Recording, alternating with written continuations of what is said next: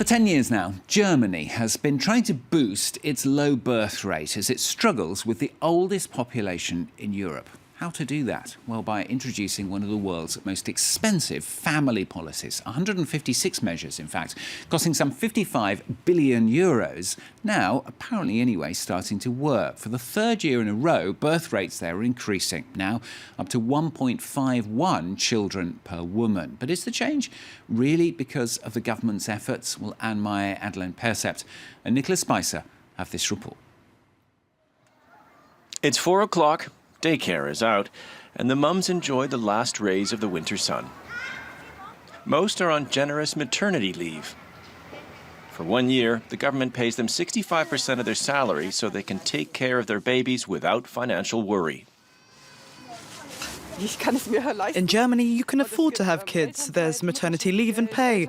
In other countries where I've lived, I couldn't even think of having a child. It wouldn't have been financially possible. All my American friends get the same thing. 8 weeks at home is considered a luxury. The policy in Germany is amazing. It allows mums and dads to spend a lot of time with their children after they're born. For the past decade, Germany's been spending 55 billion euros a year to increase the birth rate, monthly checks for 184 euros, and more places in daycare. And there's paternity leave, too. A quarter of fathers are taking advantage of the offer. This activity center is for them.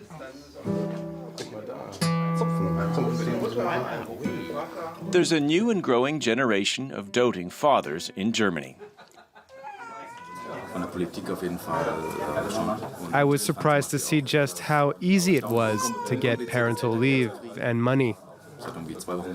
It only took 2 weeks, and there was relatively no bureaucracy.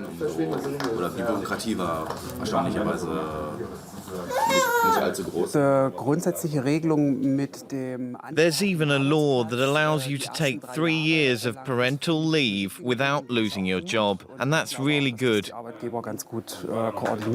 Company bosses have got used to dealing with that since dads are now encouraged to take time off as well. The government is generous, and it's starting to work. 715,000 babies were born in 2015, a number not seen since 1982. But family policy isn't the only reason for the increase, says the director of the activity center. I think the country's current good economic health and the strong job market are essential factors in making women and men want to have babies. The pro-family policies of the government are actually not that well coordinated, and so can't be seen as the only cause of what's going on. The strength of the German economy is attracting a lot of immigrants. They make up about half of the increase in birth rates. It's a windfall for the country with Europe's oldest population, where leaders worry about the costs of aging citizens. For Germany, immigration is an essential factor, which stems the drop in population, which we can't fix with just more births. There are fewer and fewer workers, so immigrants can, if they're well integrated, take on the jobs that remain.